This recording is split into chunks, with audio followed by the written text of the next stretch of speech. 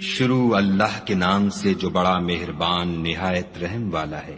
الف لام را، یہ کتاب روشن کی آیتیں ہیں۔ ہم نے اس قرآن کو عربی میں نازل کیا ہے تاکہ تم سمجھ سکو۔ اے پیغمبر صلی اللہ علیہ وآلہ وسلم، ہم اس قرآن کے ذریعے سے جو ہم نے تمہاری طرف بھیجا ہے تمہیں ایک نہایت اچھا قصہ سناتے ہیں، اور تم اس سے پہلے بے خبر تھے۔ جب یوسف نے اپنے والد سے کہا کہ ابا میں نے خواب میں 11 ستاروں اور سورج اور چاند کو دیکھا ہے، دیکھتا کیا ہوں کہ وہ مجھے سجدہ کر رہے ہیں۔ انہوں نے کہا کہ بیٹا اپنے خواب کا ذکر اپنے بھائیوں سے نہ کرنا، نہیں تو وہ تمہارے حق میں کوئی فریب کی چال چلیں گے۔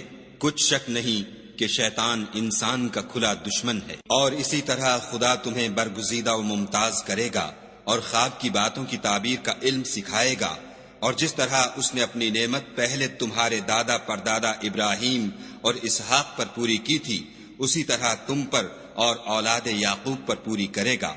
بے شک تمہارا پروردگار سب کچھ جاننے والا اور حکمت والا ہے۔ ہاں، یوسف اور ان کے بھائیوں کے قصے میں پوچھنے والوں کے لیے بہت سی نشانیاں ہیں۔ جب انہوں نے آپس میں تذکرہ کیا کہ یوسف اور اس کا بھائی ابا کو ہم سے زیادہ پیارے ہیں، حالانکہ ہم جماعت کی جماعت ہیں، کچھ شک نہیں کہ ابا صریح غلطی پر ہیں، تو یوسف کو یا تو جان سے مار ڈالو یا کسی ملک میں پھینک آؤ، پھر ابا کی توجہ صرف تمہاری طرف ہو جائے گی اور اس کے بعد تم اچھی حالت میں ہو جاؤ گے۔ ان میں سے ایک کہنے والے نے کہا کہ یوسف کو جان سے نہ مارو، کسی گہرے کنویں میں ڈال دو کہ کوئی راہگیر نکال کر اور ملک میں لے جائے گا، اگر تم کو کرنا ہے تو یوں کرو۔ یہ مشورہ کر کے وہ یعقوب سے کہنے لگے کہ ابا جان، کیا سبب ہے کہ آپ یوسف کے بارے میں ہمارا اعتبار نہیں کرتے، حالانکہ ہم اس کے خیر خواہ ہیں؟ کل اسے ہمارے ساتھ بھیج دیجئے کہ خوب میوے کھائے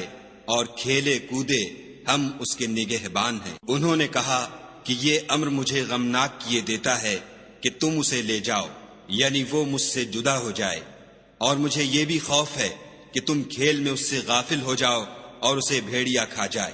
وہ کہنے لگے کہ اگر ہماری موجودگی میں کہ ہم ایک طاقتور جماعت ہیں اسے بھیڑیا کھا گیا تو ہم بڑے نقصان میں پڑ گئے۔ غرض جب وہ اس کو لے گئے اور اس